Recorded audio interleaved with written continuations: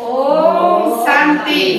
आज होची 7/7/26 प्रातः मुरली। ओम शांति। ओम शांति। बाप दादा मधुबन मीठे बच्चे मीठे बाबा तुमर निशा रहिबा दरकार जे आमर बाबा आसीचंती आमको विश्वर मालिक कराइबा पई आमे तांको सम्मुखरे बसिचु।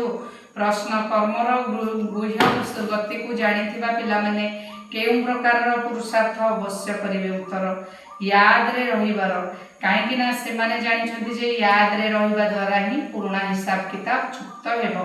से माने जानिछंती आत्मा जदि पुराना हिसाब किताब कर्म भोग चुक्त न करिवो तेबे ताकू दंड भोग करिबाकू पड़िबो एवं पद मध्य भ्रष्ट होई जिवो।